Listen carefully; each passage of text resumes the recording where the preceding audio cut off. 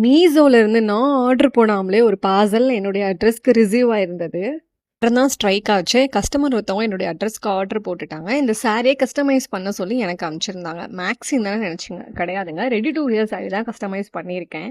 சாரியே wear பண்ண தெரியாதுன்னு சொல்கிறவங்களுக்கு இது ஒரு பெஸ்ட்டு சொல்யூஷன்னே சொல்லலாம். ஜஸ்ட்டு நாட் போட்டுட்டு பட்டனை மாட்டிட்டு இந்த மாதிரி சாரியை வந்துட்டு எடுத்து செஸ்ட் மேலே போட்டாலே போதும், சட்டுன்னு ரெடி ஆயிடலாம். ஃபங்க்ஷனுக்கு ஒரு 10 செகண்ட்ஸ்லேயே வியர் பண்ணிட்டு நெக்ஸ்ட் ஒர்க்கை பார்க்கலாம். சாரியை ஒரு ட்ரெஸ் மேலே வியர் பண்ணி தான் காமிச்சிருக்கேன். அப்படி இருந்தும் அதோட ஸ்ட்ரக்சர் எவ்வளோ பர்ஃபெக்டாக வந்திருக்குன்னு நீங்களே பாருங்கள். ப்ரீ ப்ளீட்டிங்கை விட பெஸ்ட் சொல்யூஷன் வந்துட்டு இந்த ரெடி டு வியர் சாரி தான் சொல்லுவேன். நார்மலாக நீங்கள் ப்ரீ ப்ளீட்டிங் கஸ்டமைஸ் பண்ணி வாங்கினீங்க அப்படின்னா 1 or 2 இயர்ஸ்க்கு அப்புறம் நீங்கள் ஆட்டோமேட்டிக்காக ப்ளீட்ஸ்க்கு அலையணும்.